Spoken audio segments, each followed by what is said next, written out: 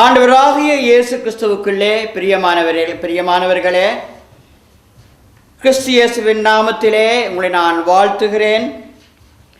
மீண்டும் உங்களோடு உங்கள் மத்தியிலே ECBN இன்டர்நேஷனல் ஸ்தாபனத்தாரின் ஆதரவோடு கிறிஸ்துவுக்குள் புதுவாழ்வு என்கிறதான இந்த நிகழ்விலே உங்களை சந்திப்பதிலே மிகவும் மகிழ்ச்சி அடைகிறேன். கர்த்தர் தாமே இந்த நிமிஷங்களை எனக்கும் உங்களுக்கும் வாய்க்கு பண்ணி ஆதாயப்படுத்தி எங்களை ஆசீர்வதிப்பாராக. இந்த நாளிலே மீண்டும் உங்களோடு ஒரு வாக்குத்தத்த வார்த்தையே தொடர்ந்தும் உங்களோடு பகிர்ந்து கொள்ள நான் வாஞ்சிக்கிறேன்.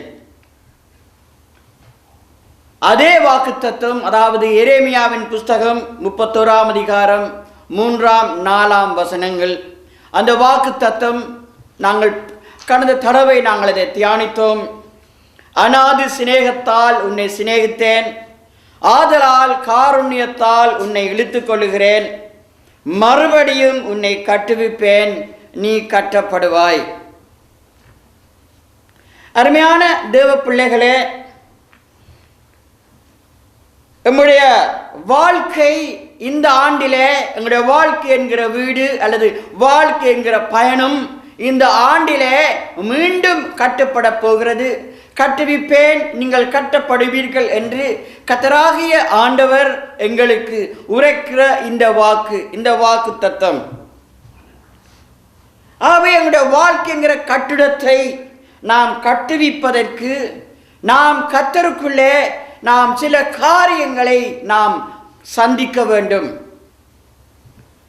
கடந்த தடவை தியானித்த பொழுது நாங்கள் தியானித்தோம், கன்மலையாகிய ஆண்டவர் இயேசுவின் மேலே எங்களுடைய வீடு, எங்களுடைய வாழ்க்கை என்கிற வீடு கட்டப்பட்டு இருக்குமானால் அந்த இடத்திலே முதலாவது இரட்சிப்பு என்கிற விடுதலை என்கிறதான ஆசீர்வாதம், கர்த்தரால் போஷிக்கப்படுகின்ற ஆசீர்வாதம், கர்த்தரால் பாதுகாக்கப்படுகின்ற, கர்த்தருடைய அடைக்கலத்துக்குள்ளே வாழுகின்ற ஒரு ஆசீர்வாதம் எங்களுக்கு கிடைக்கின்றது என்று நாங்கள் பார்த்தோம்.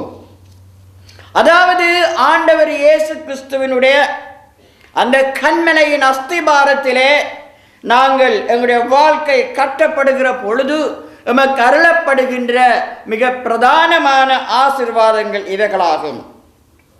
அன்பானவர்களே, நாங்கள் மீண்டும் கட்டப்பட போகும்படியான வாக்கு தத்தம் பெற்றுக்கொண்ட நாங்கள் இந்த நாளிலே அந்த வீட்டின் அமைப்பு அல்லது கன்மலையிலே கட்டப்படுகிற அந்த கட்டிடத்தின் அமைப்பு எப்படி இருக்க வேண்டும் என்று தியானிப்பது அவசியமாகிறது. ஒரு வீடு என்று சொல்லுகின்ற பொழுது அந்த வீட்டிலே சில முக்கியமான அமைப்புகள் இருக்கும்.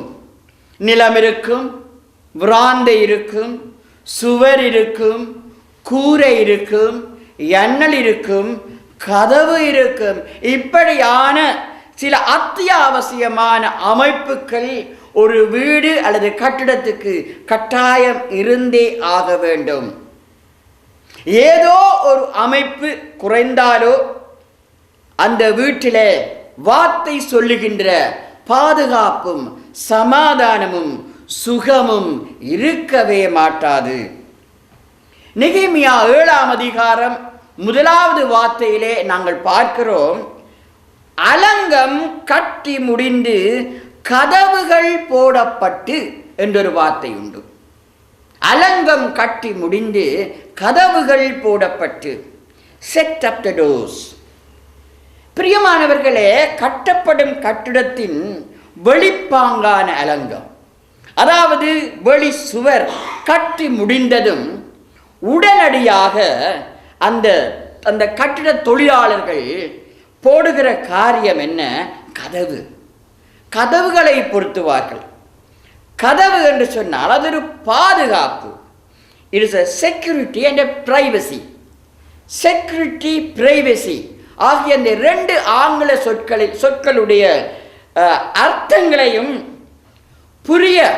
புரிய வைக்கிற பொழுது பாடசாலையிலே எனக்கு சொல்லிக் கொடுத்த அந்த காரியம் ஞாபகத்துக்கு வருகிறது. கதவு போடப்படுகிறது ஒரு வீட்டின் கட்டடத்தின் அலங்கத்துக்கு. அது பாதுகாப்புக்கும் தனிப்பட்ட பிரைவசி காரணமாகவும் என்று சொல்லப்படுகிறது. அப்படியானால் செக்யூரிட்டி என்று சொல்லப்படுகிற பொழுது எங்களுடைய வீட்டின் எங்களுடைய அரங்கத்தின் முன்புறத்திலே ஒரு கதவை பொருத்துகிறோம். அந்த கதவு அந்த வீட்டுக்குள்ளே வாழ்கின்ற எமக்கான பாதுகாப்புக்காக அது பொருத்தப்படுகிறது. எங்களுடைய பாத்ரூமில் டாய்லெட்டில் ஒரு கதவை பொருத்துகிறோம். அந்த கதவு எங்களுக்கு எங்களுடைய பிரைவசி, எங்களுடைய தனிப்பட்ட எங்களுடைய பர்சனல் காரியங்களுக்காக அந்த இடத்திலே அந்த கதவு பொருத்தப்படுகிறது. So that door is meant to be a privacy. But the first entrance door of our house is that's for protection, பாதுகாப்பு, security. ஆகவே எனக்கு அன்பானவர்களே, ஒரு அலங்கத்துக்கு அல்லது ஒரு வீட்டுக்கு கதவு மிக முக்கியமானது. கதவு எனப்படுகின்ற வாசல் மிகவும் சரியானதாக அமைந்திருக்க வேண்டும். கடந்த 2 ஆண்டுகளுக்கு முன்னும் என்னுடைய இளைய மைத்துனர் யாழ்ப்பாணத்திலே அகால மரணம் அடைந்தார். அவர் அகால மரணம் அடைந்ததற்கு ஒரு காரணம் இருந்தது. கதவுகள் இல்லாத வீடு என்று சொல்ல முடியும்.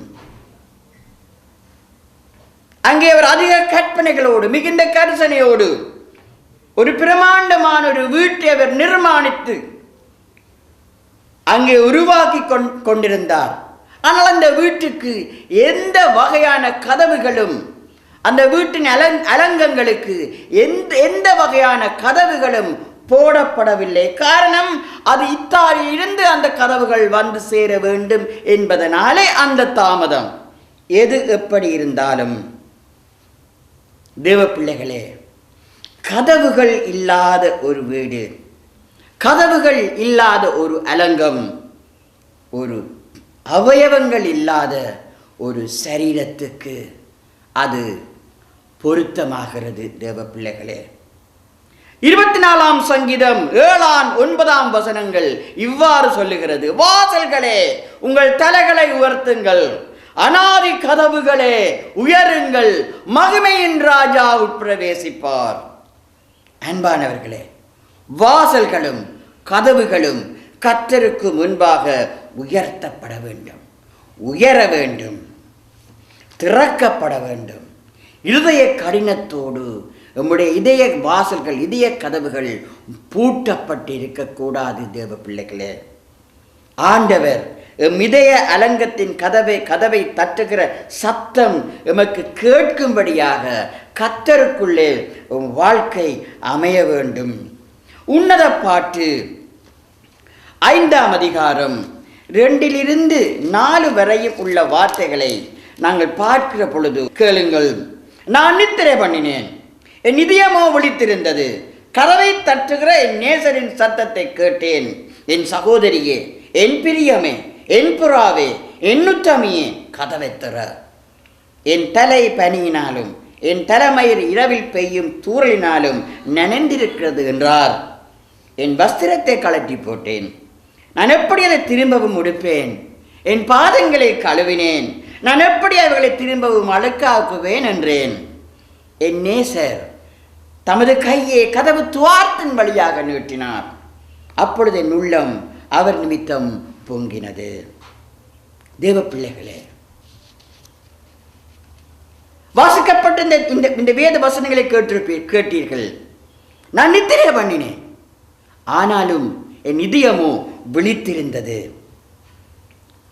கர்த்தர் இப்படிப்பட்ட இதயத்தை தான் விரும்புகிறார்.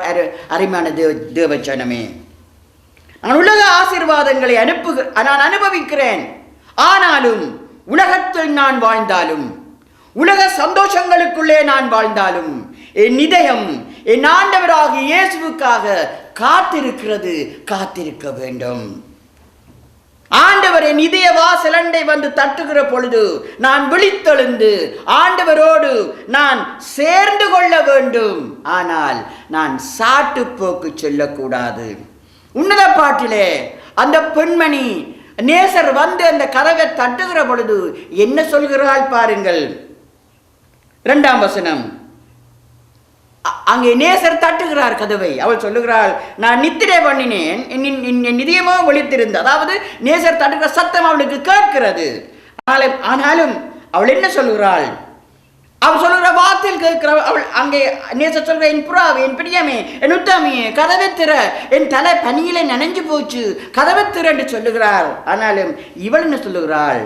சாட்டு போக்கு என்ன சொல்கிறாள்? என் வஸ்திரத்தை கலட்டி போட்டேன், இனி திரும்ப இந்த நார்மல் ட்ரெஸ் நான் போட இயலாது, என் பாதங்களை கழுவி விட்டேன், இனி நான் என் பாதங்களை நான் இறங்கி வந்து அழுக்காக்க முடியாது. சாட்டு போக்கு. I am sleeping. It means I am enjoying the worldly blessings. I am enjoying the worldly blessings. ஆனாலும் நான் இயேசுவின் பிள்ளைதான், நான் இயேசுவின் பிள்ளையாகத்தான் இருக்கிறேன். Still I am a child of Jesus. ஆனால் இப்பொழுது நான் எழும்பலாம், என்னால் எழும்பவே இயலாது. ஏனென்றால் நான் எழும்பி ஆண்டவருக்காக, நேசருக்காக கதவை திறக்க முடியாது. You know why?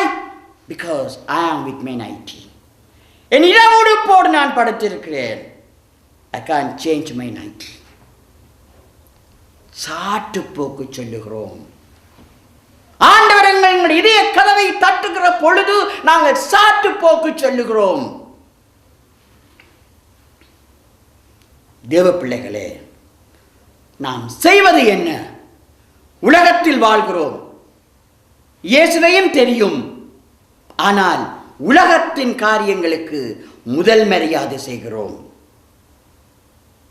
வேலை என்கிற நைட்டியை கலட்ட என்னால் முடியாது, குளிர் என்கிற நைட்டியை கலட்ட என்னால் முடியாது. எனக்கு தெரியும், ஞாயிற்றுக்கிழமையிலே ஆராதனையிலே, சபை கூடி வருதலிலே, ஆராதனையிலே போய் தேவ சபையிலே, தேவ சமூகத்திலே சகல சபை ஐக்கியத்தோடு கர்த்தரை ஆராதிக்க வேண்டும் என்று எனக்கு தெரியும். ஆனால் வேலை என்கிற நைட்டி நான் அணிந்திருப்பதனாலே I can't remove that nightie. I can't. அன்பானவர்களே, ஆண்டவர் இயேசு என்கிற கன்மலையிலே அஸ்திவாரமிட்டு கட்டப்பட்ட எமது வீட்டு அலங்கத்தின் வாசல் கதவு எப்பொழுதும் திறக்கக்கூடியதாக அமைந்திருக்க வேண்டும். 24/7 நேசர் வந்து தட்டுகிற பொழுது we have to get up and open the door for him. திறக்கக்கூடியதாக, திறக்கின்ற வாசலாக எங்களுடைய கதவு இருக்க வேண்டும். தேவ பிள்ளைகளே, அது முதலாவது காரியம். ஒவ்வொருவரும் திறக்கக்கூடிய வாசல் எங்களுடைய வீட்டிலே, கர்த்தராகிய ஆண்டவருடைய கன்மலையிலே கட்டப்பட்ட எங்களுடைய வாழ்க்கை என்னும் வீட்டிலே முதலாவது இருக்க வேண்டிய வாசல் கதவு ஒவ்வொருவனும் திறக்கக்கூடிய வாசலாக இருக்க வேண்டும். வெளிப்படுத்தின விசேஷம் 3ஆம் அதிகாரம் 20ஆம் வசனம் இப்படி சொல்கிறது, இதோ வாசல் படியிலே நின்று கதவை தட்டுகிறேன், ஒருவனின் சத்தத்தை கேட்டு கதவை திறந்தால் அவனிடத்தில் நான் பிரவேசித்து அவனோடே போஜனம் பண்ணுவேன், அவனும் என்னோடே போஜனம் பண்ணுவான். ஆண்டவர் இதய கதவை தட்டுகிற பொழுது நாம் திறக்க வேண்டும். நாம் மீண்டும் கட்டப்பட இந்த ஆண்டு நாங்கள் வாக்கு பெற்றிருக்கிறோம். மீண்டும் நாங்கள் கட்டி எழுப்பப்பட போகிறோம். ஆகவே மீண்டும் கட்டுவிக்கப்படுகின்ற நம்முடைய வாழ்க்கை என்கிற அந்த அலங்கத்துக்கு திறக்கக்கூடிய ஒரு வாசல் கதவு இருக்க வேண்டும். எங்கள் வாசல்கள் உயர்த்தப்பட வேண்டும், திறக்கப்பட வேண்டும். அப்பொழுதுதான் மகிமையின் ராஜாவாகி ஆண்டவர் இயேசு எங்களுடைய வீட்டுக்குள்ளே, எங்களுடைய அலங்கத்துக்குள்ளே, எங்களுடைய வாழ்க்கைக்குள்ளே, எங்களுடைய இதயத்துக்குள்ளே அவர் புகுந்து கொள்ள வர முடியும். தேவஜனமே, நீதிமொழிகள் 23:26 அருமையான வசனம். அது சொல்கிறது, என் மகனே, உன் இருதயத்தை எனக்கு தா, உன் கண்கள் என் வழிகளை நோக்குவதாக. என் மகனே, உன் இருதயத்தை எனக்கு தா, உன் கண்கள் என் வழிகளை நோக்குவதாக. ஒரு திறக்கக்கூடிய வாசல். இரண்டாவது வாசல், ஒருவனும் பூட்டக்கூடாத வாசல். பூட்டக்கூடாத வாசல். வெளிப்படுத்தின விசேஷம் 3ஆம் அதிகாரம் 7ஆம் 8ஆம் வசனங்கள். பரிசுத்தம் உள்ளவரும் சத்தியம் உள்ளவரும் தாவீதின் திறவுகோலை உடையவரும் ஒருவரும் பூட்டக்கூடாதபடிக்கு திறக்கிறவரும் ஒருவரும் திறக்கக்கூடாதபடிக்கு பூட்டுகிறவருமாயிருக்கிறவர். No one able to shut. ஒருவனும் பூட்ட மாட்டான். இதை சொல்லுகிற கர்த்தர் யார்?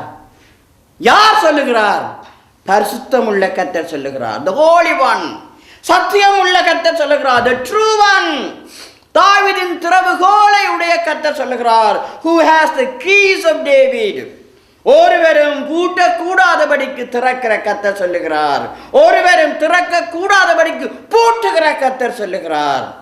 இவ்வளவும் சொல்லப்பட்ட அத்தனையும் தேவ பிள்ளைகளே பரிசுத்தம் உள்ளவர். யாரை பற்றி சொல்லப்படுகிறது? சத்தியம் உள்ளவர், தாவீதின் திறவுகோலை உடையவர், ஆண்டவர் இயேசு இரட்சகரை பற்றி அது சொல்லப்படுகிறது.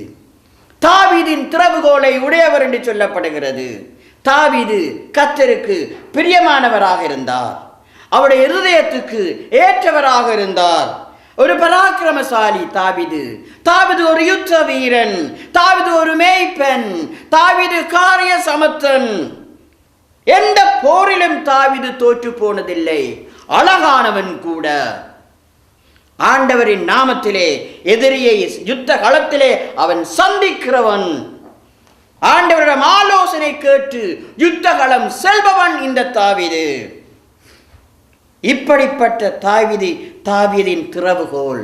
அந்த திறவுகோல் என்று சொன்னால் என்ன அர்த்தம்? எப்பொழுதும் எதிலும் வெற்றி பெறுகிற ஆற்றல் கொண்டவன் தாவீது. அதான் நம்முடைய கீ. எப்பொழுதும் எதிலும் வெற்றி பெறுகிற ஆற்றல் தாவீதுக்கு இருந்தது. தேவச்சனமே, ஆண்டவர் எமக்காக திறக்கும் வாசலை எவரும் பூட்ட முடியாது. எவரும் பூட்ட முடியாது.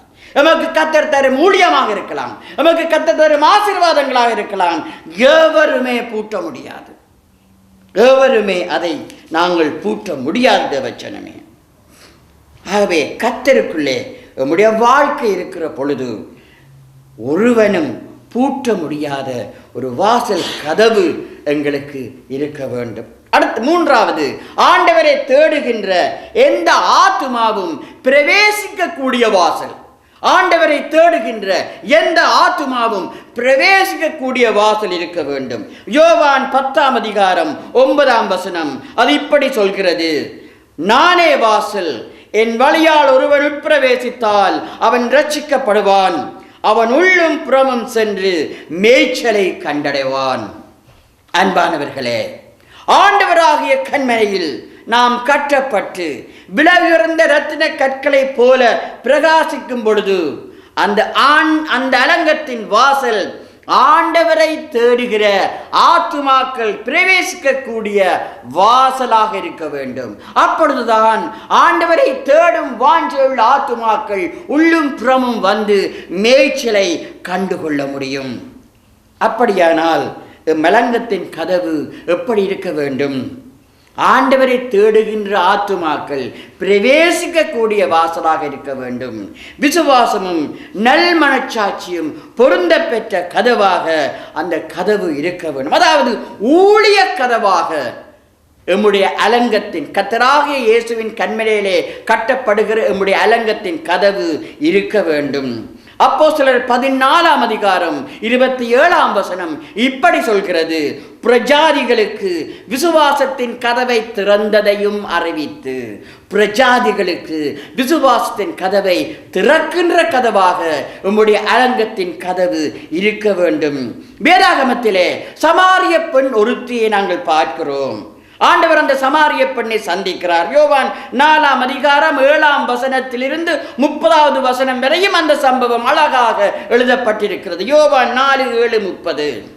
ஆண்டவர் அவளுக்கு அவளுடைய தப்பான வாழ்க்கையை உணர்த்தி அவளை மனம் திரும்ப வைக்கிறார். தம்முடைய அஸ்திவாரத்தின் மேல் இந்த சமாரிய பெண்ணுடைய வாழ்க்கையின் வீட்டை ஆண்டவர் கட்ட உதவி செய்கிறார். மீண்டும் இந்த சமாரிய பெண்ணுடைய அந்த வாழ்க்கை என்கிற வீடு ஆண்டவராகிய இயேசுவின் கன்மலையிலே கட்டப்பட்ட பொழுது அவருடைய வாழ்க்கையின் அலங்க கதவு எப்படிப்பட்ட கதவு தெரியுமா? சுவிசேஷம் அறிவிக்கின்ற எந்த ஆத்மாவும் பிரவேசிக்கின்ற ஒரு வாசல் கதவாகவே இருந்தது. ஏன் தெரியுமா? அங்கே அவள் மனம் திரும்பி ரட்சிக்கப்பட்டவர்கள் செய்த முதல் காரியம் என்ன? ஊருக்குள்ளே ஓடி ஆண்டவர் இயேசுவை பற்றி சுவிசேஷம் அறிவிக்கிறாள். எந்த ஆத்துமாவும் பிரவேசிக்கக்கூடிய விசுவாச கதவாக, சுவிசேஷ கதவாக, ஊழிய கதவாக எங்கள் வாழ்க்கை நலங்க கதவு இருக்க வேண்டும். ஆகவே அன்பானவர்களே, நாம் எப்படி இருக்க போகிறோம்? நாம் கண்மலையாகிய இயேசுவின் மேல் மீண்டும் கட்டப்படுகிற பொழுது நாம் ஒரு சாட்சி நிருபங்களாக நாம் பிரகாசிக்க வேண்டும். ஆத்துமாக்களை ஆதாயம் செய்வர்களாக நாம் பிரகாசிக்க வேண்டும். கடைசியாக, ஒருவனும் திறக்க கூடாத வாசல் எங்களுடைய வீட்டின் நலங்க கதவுக்கு இருக்க வேண்டும். ஒருவனும் திறக்க கூடாத வாசல். மத்தேயு 25:10 இப்படி சொல்கிறது, அப்படியே அவர்கள் வாங்க போன பொழுது மணவாளன் வந்து விட்டார். ஆயத்தமாயிருந்தவர்கள் அவரோட கூட கல்யாண வீட்டுக்குள் பிரவேசித்தார்கள். கதவும் அடைக்கப்பட்டது. 10 கன்னிகளை குறித்ததான ஒரு உவமையில அங்கே பாருங்கள், அங்கே கதவு அடைக்கப்பட்டு விட்டது. ஆதியாகமம் 7ஆம் அதிகாரம் 16ஆம் வசனத்திலே இன்னும் ஒரு காரியம், இந்த கதவு அடைக்கப்பட்ட சம்பவம். தேவன் அவனுக்கு கட்டளையிட்ட பின்பு ஆணும் பெண்ணுமாக சகலவித மாம்ச ஜந்துக்களும் உள்ளே பிரவேசித்தன. அப்பொழுது கர்த்தர் அவனை உள்ளே விட்டு கதவை அடைத்தார். தேவ பிள்ளைகளே, கண்மலையாகிய ஆண்டவர் இயேசுவின் மேல் கட்டப்பட்ட எமது வாழ்க்கை வீட்டின் கதவு ஒருவனும் திறக்க கூடாதபடிக்கு அது இறுக தாழ்பால் போட்டு பூட்டப்பட்டிருக்க வேண்டும். இதற்கு பரிசுத்த ஆவியானவரின் ஜெபமும் துணையும் எமக்கு அவசியமாகிறது. சகரியா 4ஆம் அதிகாரம் 6ஆம் வசனம் நாங்கள் பார்க்கிறோம். கர்த்தருடைய வார்த்தை என்னவென்றால், பலத்தினாலும் அல்ல பராக்கிரமத்தினாலும் அல்ல என்னுடைய ஆவியினாலே ஆகும் என்று சேனைகளின் கர்த்தர் சொல்லுகிறார். பலத்தினாலும் அல்ல பராக்கிரமத்தினாலும் அல்ல என்னுடைய ஆவியினாலே ஆகும். ஆகவே அருமையான தேவச்சனமே, எம்முடைய அலங்கத்தின் கதவுகளை தியானித்தோம். எம்முடைய அலங்கம், எம்முடைய வீடு கர்த்தராகிய ஆண்டவர் இயேசுவின் மேல், அந்த கன்மலையாகிய இயேசு கிறிஸ்துவின் மேல் மறுபடியும் கட்டுவிக்கப்பட போகிறது. இந்த ஆண்டு அதை நாங்கள் விசுவாசத்தோடு நாங்கள் எதிர்பார்ப்போம். கர்த்தருக்குள்ளே எம்முடைய வீடு கட்டப்பட வேண்டும். கன்மலையாகிய இயேசுவின் மேலே அஸ்திவாரம் இடப்பட்டு கட்டப்பட்ட எமது வீட்டை பெருமழை சொரிந்து திறக்க முடியாத பெருவெள்ளம் பிரவாகித்து திறக்க முடியாது, பெருங்காற்று மோதி எங்களுடைய வீட்டை திறக்க முடியாது. அன்பானவர்களே, இந்த ஆண்டு எமது வீட்டின் கதவுகள் பலமுள்ளவர்களாக இருக்க வேண்டும். பலமுள்ளவர்களாக இருக்க வேண்டும். கர்த்தர் தாமே உங்களை ஆசீர்வதிப்பாராக. தலைகள் தாழ்த்தி இந்த நாளிலே நாங்கள் ஜெபிக்க போகிறோம். நல்ல ஆண்டவரே, மறுபடியும் உங்களை நான் கட்டுவிப்பேன், நீங்கள் கட்டப்படுவீர்கள் என்கிற இந்த வாக்கு தத்த வார்த்தைக்காய் உங்களுக்கு நாங்கள் நன்றியோடு துதிக்கிறோம் ஐயா. ஆண்டவரே, கண்மலையாகிய உம்மீது ஆண்டவரே எங்களுடைய வாழ்க்கை என்கிற அந்த வீடு, அந்த அலங்கும் ஆண்டவரே கட்டப்படுகிற பொழுது கர்த்தாவே, பெருமழை சொரிந்தாலும் பெருவெள்ளம் வந்து ஆண்டவரே மூடினாலும் பெருங்காற்று வீசி மோதினாலும் ஆண்டவரே நாம் அசைக்கப்படாமல் நாம் உறுதியாக ஆண்டவரே நான் நிற்கும்படியாய் இந்த ஆண்டு கத்திரங்களை ஒரு பலமுள்ளதாய் எங்களை கட்டுவிக்கப் போவதற்காக சோத்திரம். அதற்கான கதவுகள் கர்த்தாவே தேவரீர் சுவாமி, ஒருவனும் திறக்க முடியாத கதவுகள், ஒருவனும் பூட்ட முடியாத கதவுகள் ஆண்டவரே, உம்மை நோக்கி உம்மை வாஞ்சிக்கிற ஆத்துமாக்கள் பிரவேசிக்கக்கூடிய கதவுகள், சுவிசேஷம் அறிவிக்கக்கூடிய கதவுகள், விசுவாச கதவுகள், ஊழிய கதவுகள் ஆண்டவரே எங்களுடைய இந்த வாழ்க்கை என்கிற வீட்டிலே இந்த ஆண்டு ஆண்டவரே இருக்கும்படியாய் கர்த்தர் செய்து வருகிற மகத்தான கிருபைக்காக சோத்திரம். இந்த நாளிலும் கர்த்தாவே என்னோடு சேர்ந்து உம்மை நோக்கி பார்க்கிற உம்மிடத்திலே ஜெபம் பண்ணுகிற உமது பிள்ளைகள் ஒவ்வொருவருக்காகவும் நான் ஜெபிக்கிறேன். ஒவ்வொருவர் குடும்பத்தையும் உம்முடைய பரிசுத்த கரங்களுக்குள்ளே கொண்டு வருகிறேன். உங்களுடைய ஆசீர்வாத கரங்களுக்குள்ளே கொண்டு வருகிறேன். கர்த்தர் கிருபை செய்வீராக. இந்த குடும்பங்களுடைய தேவரீர் சுவாமி மறுபடியும் இந்த ஆண்டிலே கர்த்தர் கட்டப்போவதற்காக ஸ்தோத்திரம். இழந்த எல்லாம் ஆண்டவரே திரும்பவும் இரட்டிப்பாவில் கிடைக்கப் போவதற்காக ஸ்தோத்திரம். யோபுவுக்கு கிடைத்தது போல இரட்டிப்பான ஆண்டவரே ஆசீர்வாதங்கள் இந்த ஆண்டிலே மறுபடியும் இவர்கள் உம்மிலே கட்டப்படுகிற பொழுது கர்த்தர் அபரிதமாய் வழங்கப் போவதற்காக ஸ்தோத்திரம். இவர்களை இயேசு கிறிஸ்துவின் நாமத்திலே பிதா குமாரன் பரிசுத்தாவியின் நாமத்திலே ஆசீர்வதிக்கிறோம் சுவாமி. உடைய வாழ்க்கையை ஆசீர்வதியுங்க, வாழ்க்கை என்னும் வீட்டை ஆசீர்வதியுங்க. உம்முடைய கண்மலையிலே பலமுள்ளதாய் உரமுள்ளதாய் கட்டப்பட கர்த்தர் கிருபை செய்யுங்க. இவருடைய பிரார்த்தனைகளை ஜெபங்களை விண்ணப்பங்களை கர்த்தர் ஆண்டவரே ஏற்று நல்ல பதிலை கொடுத்து ஆசீர்வதிக்கும்படியாக நாங்கள் ஜெபிக்கிறோம். இயேசு கிறிஸ்துவின் மாறாத நாமத்திலே ஜெபிக்கிறோம் எங்கள் நல்ல பிதாவே. ஆமென். கர்த்தர் தாமே ஆசீர்வதிப்பார். ஆமென்.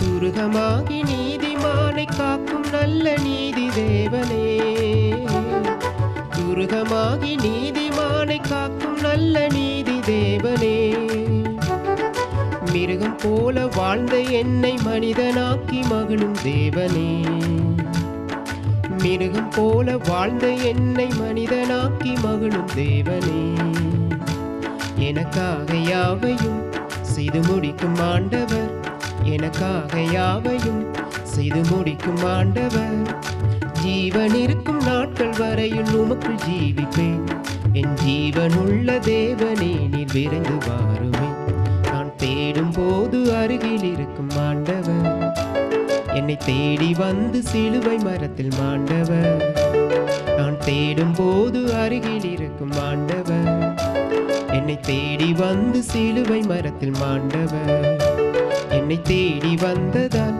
வன் சிலுவை சுமந்ததால், என்னை தேடி வந்ததால் வன் சிலுவை சுமந்ததால், ஒரு தாயைப் போல அன்பு காட்டி அரவணைத்தவர், அந்த பேயின் வாயில் அகப்படாமல் என்னை தடுத்தவர், நான் தேடும் போது அருகில் இருக்கும் ஆண்டவர், என்னை தேடி வந்து சிலுவை மரத்தில் மாண்டவர்.